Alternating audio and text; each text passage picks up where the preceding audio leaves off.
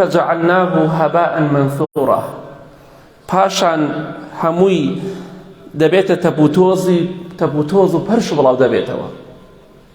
کردەوەکانیان بە نسیب نابێت چونکە ئەو کردەوانە بۆ خوا نەکراون. و نەک تەنها بێباوەڕان، باوەڕدارانیش ئێمەش ئەگەر کردەوەیەک بکەین بۆ مرۆڤایەتی بیکەین لای خوا پاداشتمان نییە، چونکە وەکو مرۆڤایەتی دەیکەین.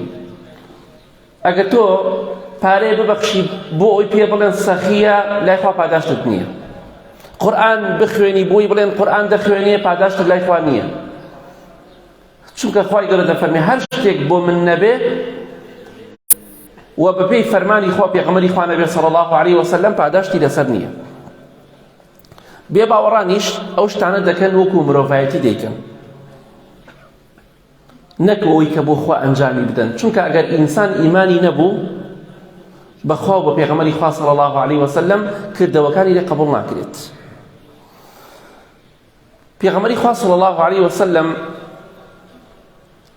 کاتێکە عەدی کوڕی حاتم ڕەزای خوای پەروەردگاری لێبێت، حاتەمی تائی ناویمان بیستۆ گشتمان کە چەندێک پیاوێکی سەخی بووە و دەست کراوە بووە، بەناوبانگە لە سەخاوەتە لە مێژووە حاتەمی تائی بەناوبانگ بووە، بەڵام کابرایەکی موسڵمان نەبوو.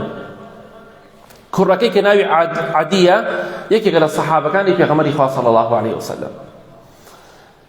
بەڵێ کاتێکە عەدی کوڕی حاتم ڕەزای خوا لێبێ و سەحابەی تریش پرسیار ئەکەن ئایا ئەو سەخاوەتیە، ئەو پیاوەتیە، ئەو هەموو خزمەتەی کە بە میوان کردی حاتەمی تائی، ئەو سەخاوەتیەی لە ڕۆژی قیامەتە سوودی پێگەێنێ؟ ها دەبینی کەسێکەیە دەڵێ ئیمان زەعیفێک دەبینی نوێژ ناکات، دەڵێ من کەسێک چاکم، دڵم پاکە، ئەهلی خێرم، بەڵام نوێژ ناکەم، ڕۆژوو ناگرم، عارەقە خۆم زی ناکەم. ئەمە هەمان حکمیە بەنا بەخوای گەورە. بۆ لە قیامەت ئەو سەخاوەتی و ئەو پیاوچاکی تۆ کە خۆ پێڵێ پیاوچاک کە لای خوا پیاوچاک نیت سوودی نییە. بەڵێ پێغەمبەری خوا صلی الله علیه وسلم فەرمووی ئین ئەباکە ئەرادە ئەمڕا فەئەدرەکەه.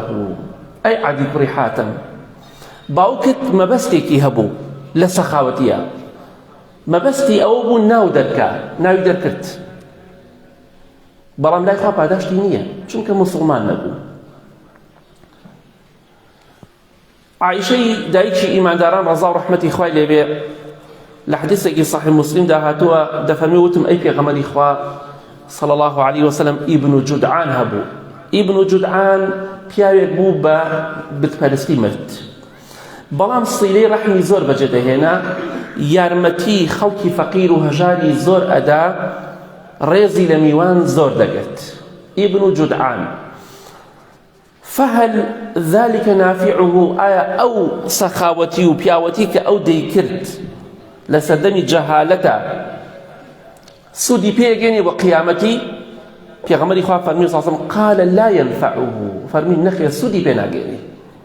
بۆ لأنه إنه لم يقل يوما رب اغفر لي خطيئتي يوم الدين، چونکە ئیبن جودعان ڕۆژێک نەیوت خوایە لێم خۆش بە لە قیامەتە، واتە تۆبەی نەکرد، بە بتپەرستی مرد.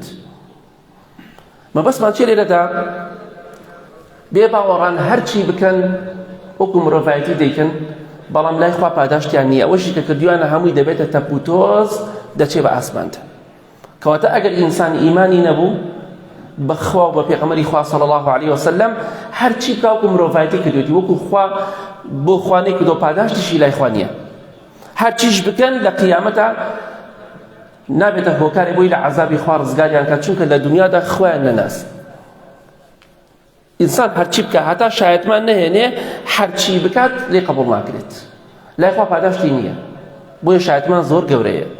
کاتێک کە تۆ شایەتی دەی کە هیچ خوایەک نییە ئیلا ئەڵڵا نەبێ، محەممەدیش پێغەمبەری خوایە صلی الله علیه وسلم ئەمە دەرگای ئەوەت بۆ کاتەوە لەسەر هەموو چاکەیەک تۆ پاداشت وەرگری. بەڵام ئەگەر کەسێکم دەرگای لەسەر خۆی دابخات، وەک باسمان کە لە وتاری پێشوە ئەبوو جەهل و ئەبوو تالیب و کێکی ئەمانش هەمویان قەناعەتیان وا بوو ئیسلام حەقا، بەڵام ئامادە نەبوون ئیقراری کەن و شایەتمان بهێنن، بۆیە هەرچیان کرد بۆ قیامەتیان سوودی نییە. بۆیە خوای گەورە دەفەرمێ کردەوەکانیان هەمووی دەبێتە تەپوتۆز، پەرش و بڵاو دەبێتەوە لە قیامەتە هیچ پاداشتێکی چاکەی لەسەرەوە ناگرن. خوای گەورە میهرەبان دەفەرمێ ئەصحاب الجەنەة يومئذ خير مستقرا وأحسن مقيلا. ئەوانەی کە ئەهلی بەهەشتن، ئەهلی بەهەشت لە ڕۆژی قیامەتە شوێنیان باشترە، هەر بەراوردیش ناگرێت لەوانەی لەگەڵ بێباوەڕاندا. خەیر مستەقەڕە، شوێنی مانەوەیان شوێنێکی زۆر زۆر باش. شوێنی کافرەکان دۆزەخە و شوێنی ئیمانداران بەهەشتێکی پڕ لە ناز و نیعمەتە. بۆیە خوای گەورە دەفەرمێت شوێنی بەهەشتەکان چاکە، شوێنێکی باشیان هەیە بۆ خۆیان. و ئەحسن مەقیلە، ئەوان شوێنێکی زۆر زۆر جیاوازیان هەیە. مەقیل واتە چی؟ ئیمامی شنقیتی کێک لە زانەکانی تەفسیر ڕەحمەتی خوای لێبێ دەفەرمێ هەندێک عولەمای حەدیث و عولەمای تەفسیر لەم ئایەتەوە و ئەحسن مەقیلە ئەوەیان وەرگرتووە کە ئەهلی بەهەشت حیساباتی زۆر سوک و ئاسانە ئینشاءڵڵا. قەیلولە چییە؟ لەواتە لە معنای قەیلولەوە دێ. قەیلولە ئەوەیە کە کاتێک کە تۆ پێش نیوەڕۆ دەخەوی چەند سەعاتێک، سەعاتێک، نیو سەعات، دوو سەعات دەخەوی و پێڵێن قەیلولە، تقریبا ناوەڕاستی ڕۆژ. یعنی ئینسانی ئیماندار محاسبە دەکرێت، بەڵام محاسبەیەکی سوک و ئاسان، زوو تەواو دەبێت، تقریبا چۆن دەڵێ نیو ڕۆژی پێدەچێت. پێغەمبەری خوا صلی الله علیه وسلم لە حەدیث صحیحدا دەفەرمێ ڕۆژی قیامەت لەسەر ئینسانی ئیماندار، ئەوەی ئیماندارە، کە قەدری ما بین الظهر والعصر، نێوان نیوەڕۆ عەسر چەندێکە؟ واتە بە ئەوەندە محاسبە دەکرێن بە ئیزنی خوا دەچنە بەهەشت. محاسبەی ڕۆژی قیامەت لەسەر ئینسانی ئیماندار و ئەحسن مەقیلە، واتە باشترین گەڕانەوەیان بۆ هەیە بە زووترین کات، بە سەریعترین کات، کە نێوان نیوەڕۆ عەسر چەندێکە؟ ئەوەندەی پێدەچێت. ئیماندار ئەوەندە لە قیامەتە ئینشاڵڵا لە ناڕەحەتی تۆزێ لە ناخۆشی و محاسبە و شتا دەبێت زوو ڕزگاری دەبێت. بەڵام بێباوەڕەکان بۆ جەهەنەم دەبرێن، کەواتە ئیمانەکەت بۆ قیامەتە زۆر پێویستی پێیەتی. بەڵام ئیمانێک کە خوایەکی تاک و تەنها بپەرستی، ئیمانێک کە شوێنی سونەتی پێغەمبەری خوا بکەوی صلی الله علیه وسلم، نەک هەرچی هات بە دڵتا و بە عەقڵتا بیکەی، ئیتر خوا پێی خۆشە پێی ناخۆشە. ئینسان ئیماندار بۆ شێوەی نییە، لەبەر خاتری خوا کۆمەڵێ شت واز لێ دەهێنێ کە حەزیشی پێیەتی، ئیمانەکەت لەوا دەرئەکەوێت. بۆیە ئەو کەسەی کە لە بەهەشتایە باشترین شوێنی هەیە و سوکترین محاسبەی لەسەرە، ئەوەی کە ئەهلی بەهەشت بێ. خوا لەو کەسانەمان بگێڕێ. بۆیە پێغەمبەری خوا دەفەرمووی صلی الله علیه وسلم اللهم حاسبني حسابا يسيرا، خوایە محاسبەیەکی سوک و ئاسانم بکەی. ئێمەش ئەو دوعایە با زۆر بکەین، چونکە پێغەمبەری خوا دەفەرمێ صلی الله علیه وسلم لە ڕۆژی قیامەتە هەر کەسێ خوا مناقەشەی لەگەڵا بکات یاچێت، مناقەشەی لەگەڵا بکە، مشتومڕی لەگەڵا بکات یاچووە. بەڵام ئەوەی کە محاسبەی سوک دەکرێت ڕزگاری دەبێ بە ئیزنی خوای گەورە. بەردەوام بڵێن خوایە محاسبەیەکی سوکمان بکەی. بێگومان ئەهلی بەهەشت جێگایەکی خۆش و پڕ لە خۆشیان هەیە. ئەهلی دۆزەخش پەنا بەخوا جێگایەکی پڕ لە خەم و خەفەت و ئێش و ئازار و ناڕەحەتی هەیە. جا بۆی ئەمڕۆ هەڵی بژێرە، حەزت لە بەهەشتە، دەبێت بەر خاتری خوا کۆمەڵە شتەی وازی لێ بهێنی، دەبێت بۆ خوا بژیت، بۆی خوا پاداشتی خێری گەورە بدات. خوای گەورە دەفەرمێ وَيَوْمَ تَشَقَّقُ السَّمَاءُ بِالْغَمَامِ. باسی یەکێک لە شتەکانی ڕۆژی قیامەت دەکات، دەهێنێتە بەرچاومان خوای گەورە.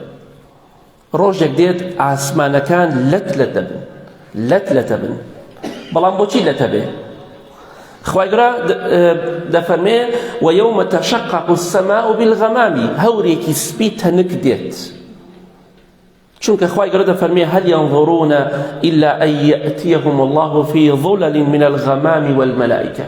کافرەکان بێباوەڕەکان خراپەکارەکان چاوەڕی چی ناگەڕێنەوە بۆ لای خوا کە ڕۆژێک دێ چاوەڕی ئەو ڕۆژن کە خوای گەورە دا ئەبەزێتە خوارەوە پەڵە هەورێک دێت خوای گەورەش دا ئەبەزێتە خوارەوە بەڵام دابەزینێک شایستەی گەورەی و دەسەڵاتی خۆی بێ ئێمە نازانین چۆنە بەڵام ئاسمانەکان هەمویان شەق دەبن مەلایکە دێنە خوارەوە خوای گەورەش دێت محاسبەی خەڵکی دەکات ئایا خەڵکی چاوەڕی چی دەکات خوایەک دێت بۆ ئەوەی کە حاکم بێ لە نێوان خەڵکیدا و محاسبەی خەڵکی بکات وانەزان لە ڕۆژی قیامەتدا پێغەمبەری خوایش صلی الله عليه وسلم لەگەڵ خوای گەورە محاسبەی خەڵکی دەکات نەخێر هەر خوای گەورەیە بەس محاسبە لای خوایە ثم إن علينا حسابهم حساب لای چێ لای خوای گەورەیە بەس وانەزان ئەجاران خەڵکی ئەیوت خوای گەورە حاکم و پێغەمبەری خوا صلی الله عليه وسلم قازیە بە قسە 100% درۆیە نعوذ بالله شتی وان نییە تەنها کەسێک کە محاسبە دەکات بەس خوای گەورەیە هیچ پێغەمبەرێ لە پێغەمبەران سەلامی خوایان لەسەر بێ محاسبەی یەک نەفەر ناکەن بەپێی قورئان حەق بەسە قسەی نەنکردنەوە نییە قورئان باسەکە مع قورئان و حەدیث نەنکردووای وت فڵان کەس وای وت خوای گەورە دابەزێتە خوارەوە بە دابەزینێک کە شایستەی گەورەی و دەسەڵاتی خۆی بێ لەگەڵ مەلائیکە بەڕێزەکانیش هەمویان دابەزن بۆ محاسبەی خەڵکی و بۆ یەکلاکردنەوەی هەموو خەڵکی چاوەڕێی چی دەکەی ڕۆژێ دێت خوای گەورە دابەزێتە خوارەوە ئاسمانەکان هەمووی لەت لەتەبە هەمووی شەق بە ئایا ئەو ڕۆژە بەهیبەت نییە بەس بیهێنە بەرچاوی خۆت ونزل الملائكة تنزيلا مەلایکەکانیش پۆل پۆل سەف دابەزنە خوارەوە توا کەسێک لە ئێمە ئێستا لە ماڵەوە تاوانبار بێ کەسمان لێ تاوانمان بێ هەمومان تاوانمان هەیە چونکە ئێمە پێغەمبەران نین سەلامی خوایان لەسەر بێ و مەلایکەیش نین تاوانمان هەیە ئەوەی کە بڵێ تاوانم نییە گومڕا و سەر لێ شێواوە سەرگەردانە ئەوەی بڵێ تاوانم نییە خوا و قورئان بە درۆ دەخاتەوە هەمومان تاوانمان هەیە کەم یا زۆر کەسمان مەلایکە نین بەس داواکەم لە خوای گەورە لێمان خۆش بێ بەڵێ لەگەڵ ئەوەدا خوای گەورە دابەزێتە خوارەوە دابەزینێک کە شایستەی گەورەی و دەسەڵاتی خۆی بێ و مەلایکەکانیش دابەزنە خوارەوە سەلامی خوایان لەسەر بێ بیهێنە بەرچاوی خۆت ئەگەر تۆ تاوانبار بی تاوانێکت کرد بێ کاتێک بزانی تەشبیهات نەبێ نمونەی بەرز بۆ خوایە کاتێک بزانی یەک سوپایەک لە بەردەم ماڵتا تەوقت کا بتگرێ حاڵەت چۆنە بڵێن ئەوە قووەت یەک بۆت هات چەندەها فێرقە و فەیلق بۆت هات تۆش تەنیا کەسێکی هیچت پێ نییە ئەبێ حاڵت چۆن بێت خوا ئەگەر 4 نەفەر 4 چەکدار بێن بۆ ماڵەکە 2 چەکدار بێن و ماڵەکەت بتبەن چۆنە پۆشەوەکەی نمونەی بەرز بۆ خوایە خوای گەورە دابەزێتە خوارەوە دابەزینە شایستەی گەورەی دەسەڵاتی خۆی بێ و مەلایکەکانیش هەموویان دابەزنە خوارەوە پۆل پۆل دەوەستن هیچ کەسێکیان قسە ناکەن خوای گەورە دەفەرمێ لە قورئاندا يوم يقوم الروح والملائكة صفا لا يتكلمون إلا من أذن له الرحمن وقال صوابا ڕۆژی قیامەت ئەو ڕۆژەیە جوبرائیل سەلامی خوای لەسەر بێ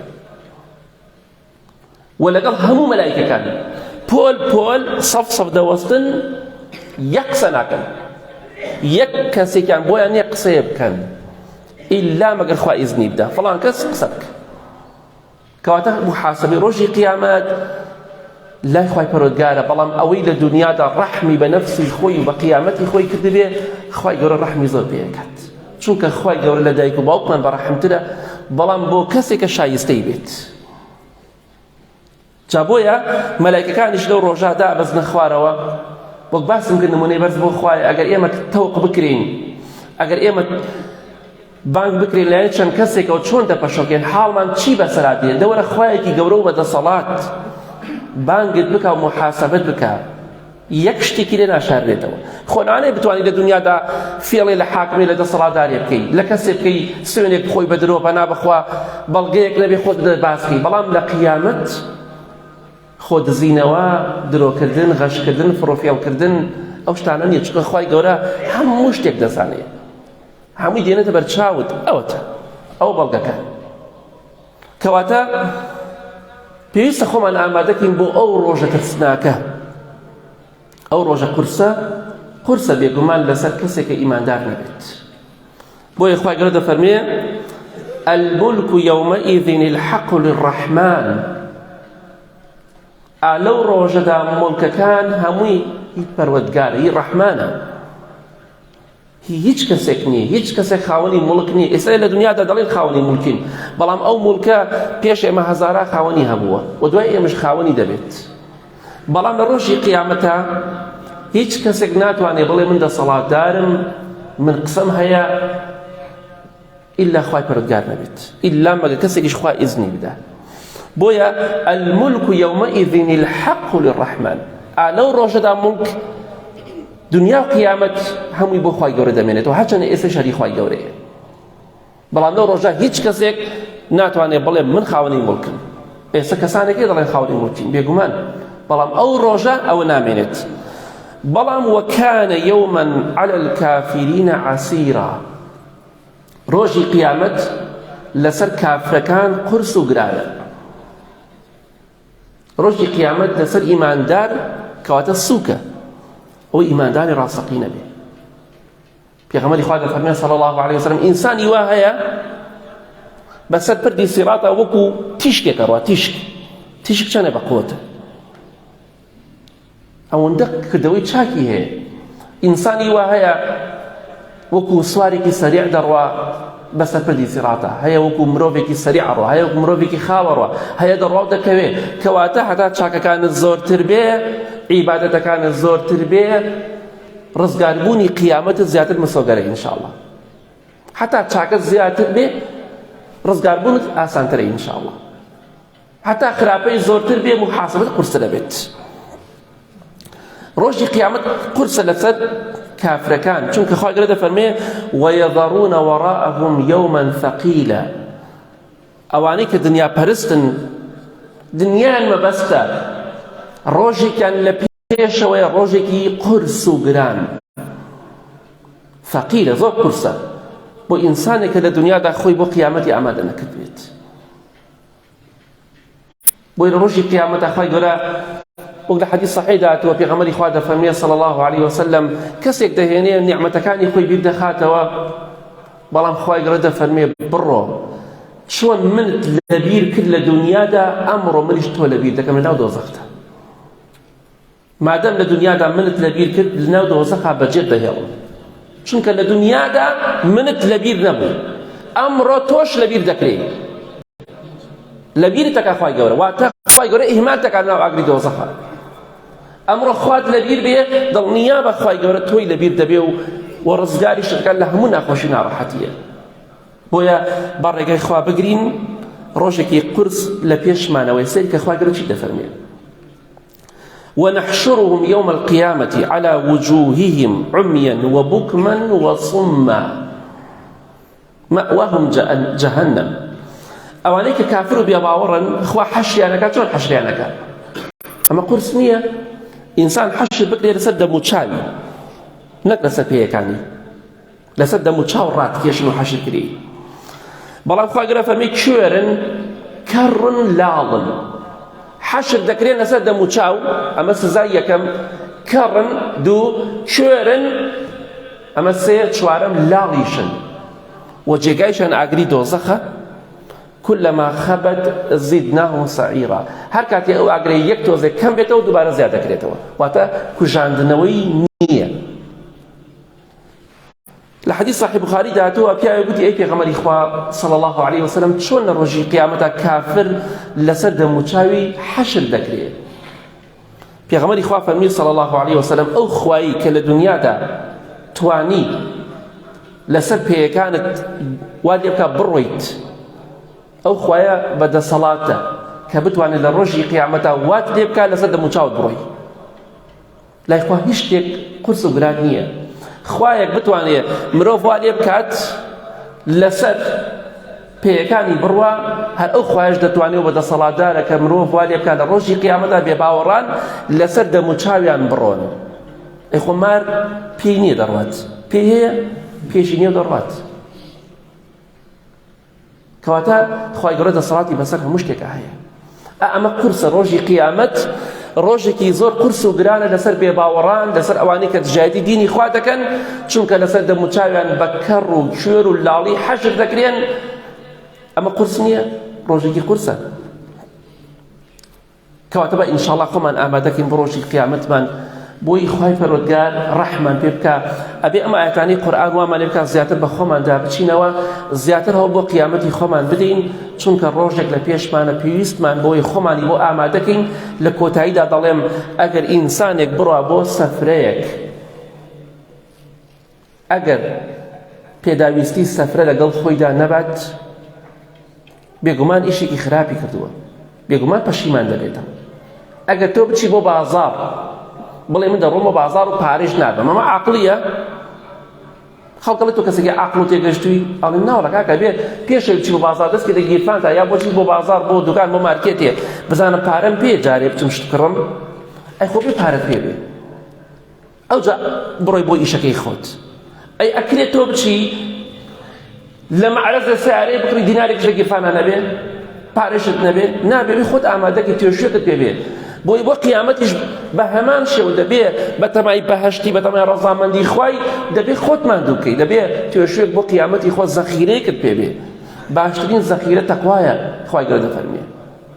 باشترین زەخیرە ئەوەی عیبادەتی خوا بکەین، نوێژ و ڕۆژوو عیبادەتی خوا بکەین بۆ قیامەتمان، چونکە سەفەرێکی دوور و درێژمان لە پێشە، پێویستمان بۆیە زەخیرە و توێژوێکمان پێ بێ بە پشتیوانی خوا لە نوێژ و لە عیبادەت و لە ڕۆژوو لە خواپەرستی، بۆی لای خوای گەورە سەربەرز بین و بمان خاتە بەهەشتەوە ئینشاءڵڵا. یا ڕەبی خوای لە گوناهی دایک و باوک و مردوەکانمان خۆش بی، خوای گیان شیفای لە خۆشەکانمان بدەی، خوای گیان ڕۆژی قیامەت لەو کەسانەمان بگێڕی کە سوکترین محاسبە دەکرین. یا ڕەبی خوای لەو کەسانەمان بگێڕی کە محاسبەی قیامەتیان لەسەر نییە، خوای گیان لە ڕەحم و میهرەبانی خۆت بێبەشمان نەکەی، ئاخرمان بەخێر بگێڕی، لە دەرد و بەڵا و کێشە و مشکیلە وڵاتمان بەدوورکەی. آمين آمين آمين، وصلى الله على محمد وآله وصحبه أجمعين.